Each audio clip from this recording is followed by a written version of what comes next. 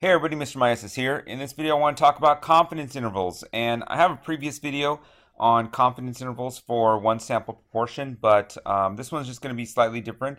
This is the examples that I use in my university course, which, is similar to AP if you are taking an AP stats course, but um, I just wanted to make sure I have a couple more problems here so you can take a look at some examples, and they might be a little bit different than the ones in my previous video because of some added things I want to say about the conditions for inference. So a couple of things you need to know here first. Here are the steps for finding the confidence interval for one sample proportion.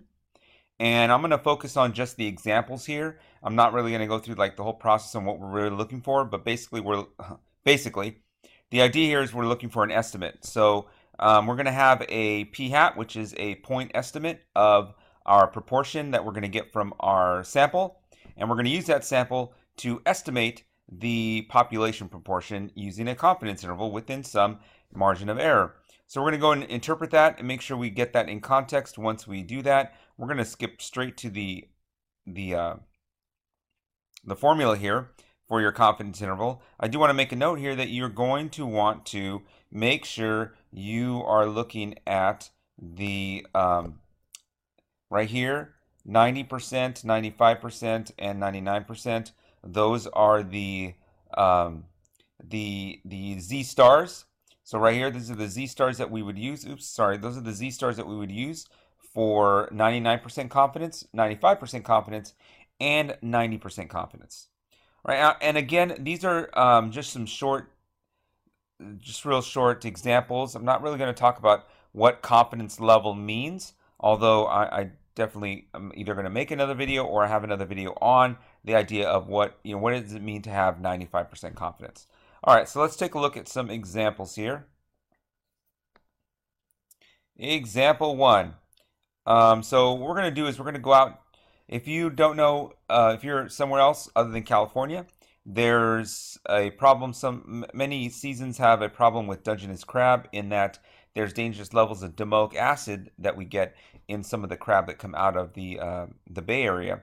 So, not to freak anybody out, they make sure that nobody can go out fishing, crab fishing, until the levels of domoic acid are small enough that they're not dangerous. So what I'm going to do is I'm going to cast out a giant net, and I'm going to get 155 crabs in my sample. I'm going to test those crabs for dangerous levels of domoic acid, and I'm going to find that 12 of them have dangerous levels of domoic acid. So what I'd like to do here is I'd like to create an estimate of the percentage of crab in the bay that are toxic. So I'm gonna take those that sample, and I'm gonna create a confidence interval. So come on, go off of there. So here's my formula for my confidence interval. I probably want to label some things here. So since I have 155 crabs, that is N. N is 155. 12 of those crabs have dangerous levels, so I need to find the proportion of the 155 that were dangerous levels. My proportion is not 12, it's 12 out of 155. All right, so that p-hat's going to be 0.077. Always, I recommend to my students that they go 3 decimal places with these.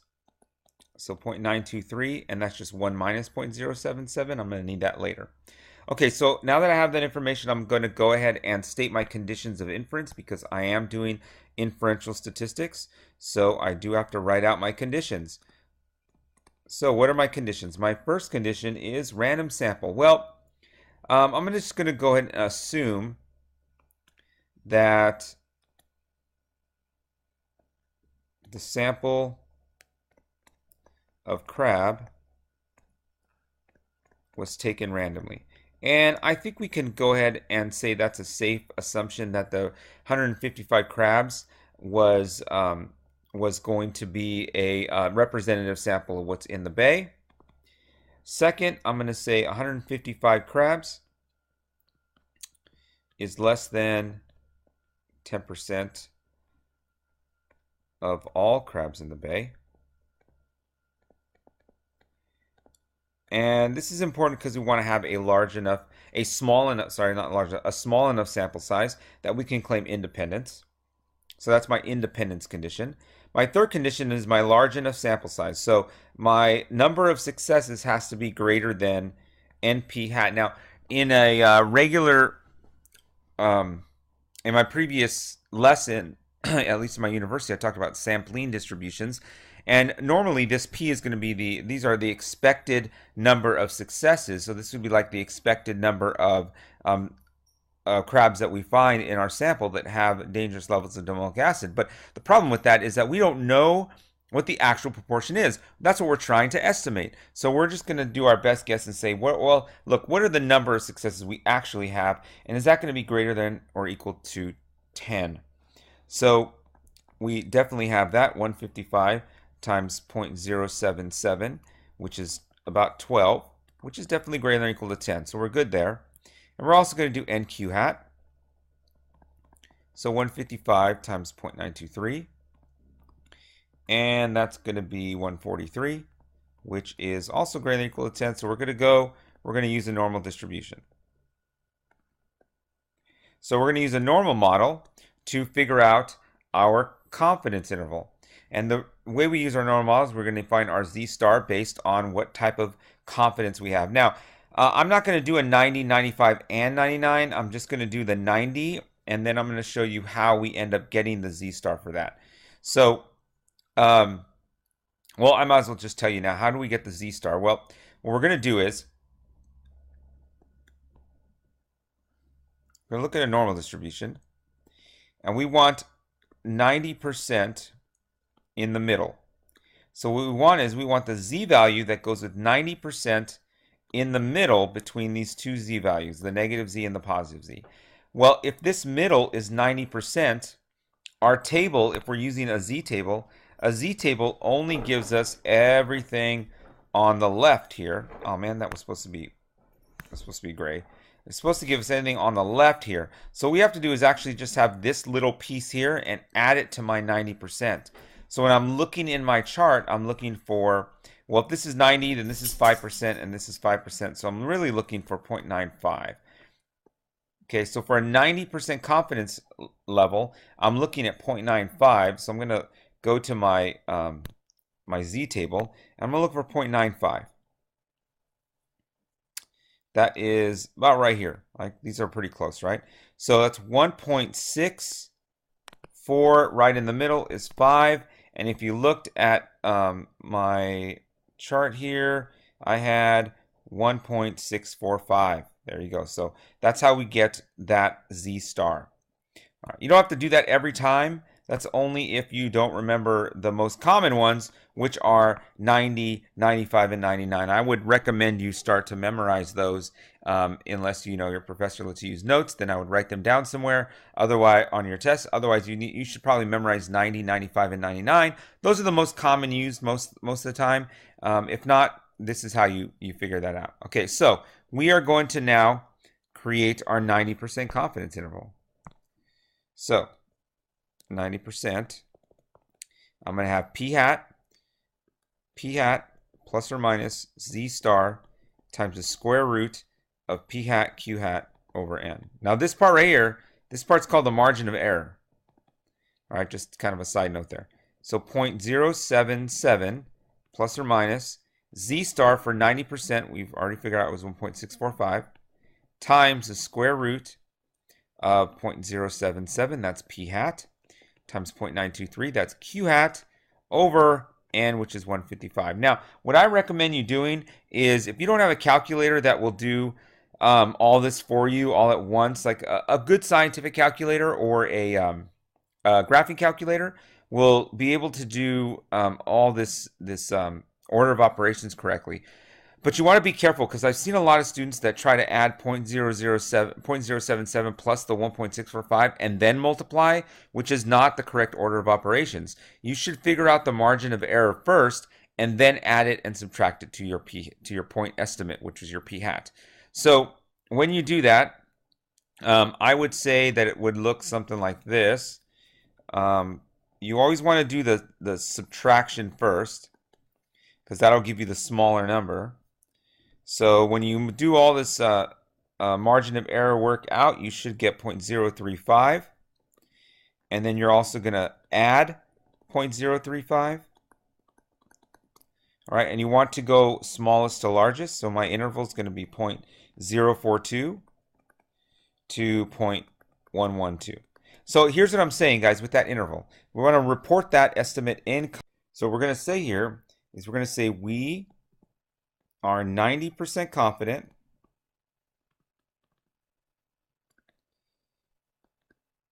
that the true proportion of Dungeness crab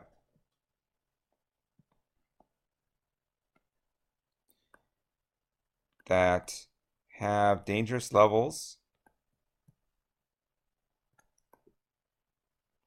of domoic acid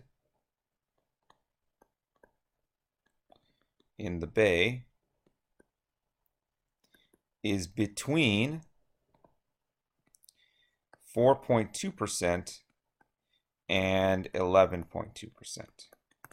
Okay, now just a side note here, when you do this, when you go and you try to do the 95 and the 99, you're going to find out that these intervals widen, they get larger. There's actually, when you're something you might want to write down, you're going to need it for, at least for my test, you're probably going to need it at some point, is that the larger your confidence, the larger your interval. We're trying to capture the true proportion, so if our confidence level is higher, then our interval is going to be larger. All right, so next question would be, well, let's say that we can open this season up if there's less than 5% toxic crabs. What would we recommend? Well, knowing that we're between 4.2% and 11.2%, the true proportion could be anywhere in between there. So it could be 5%, it could be 4.3%, but it could also be 11.2%. So we're not sure exactly. I mean, we're 90% confident it's somewhere in here, but because 5% and bigger numbers are in this interval, I probably say, no, you should probably wait a little longer. What we would need to say open up the season is we would need to see all numbers in our interval be less than 5. Even something like 1.2% to 5.1% is still a problem with us because 5.1 is bigger than 5 and it could be 5.1. So we want to be very careful when we're reading these intervals, okay? So for right now, I'd say no, don't do that. All right, let's take a look at another problem here. And what I'm really going to do here is just take a note of a couple of things for this problem. I'm not going to really go over the whole thing here. P hat here is 0.72.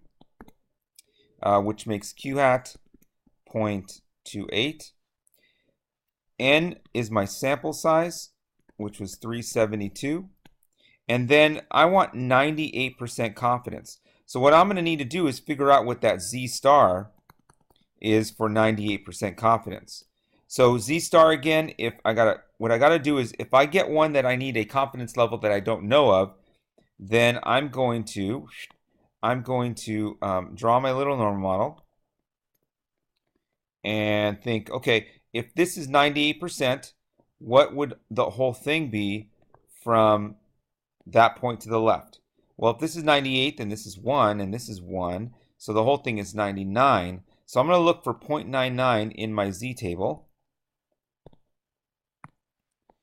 0.99 is right here, 0.9901. So 2.33 is my Z star. So my Z star is going to be 2.33. So then when I use my formula, plus or minus Z star times the square root of P hat Q hat over N, I'm going to get 0.72 plus or minus 2.33 times the square root of 0.72 times 0.28 over 372. And again, I'm just going to end up doing this the same way I did this stuff here. And I'm going to interpret that when I get my answer. Okay, so that's kind of a quick rundown of confidence intervals for one proportion. So one sample, sometimes called a one sample Z interval. Okay, all right, guys, we'll talk to you soon. Bye. Don't forget to subscribe.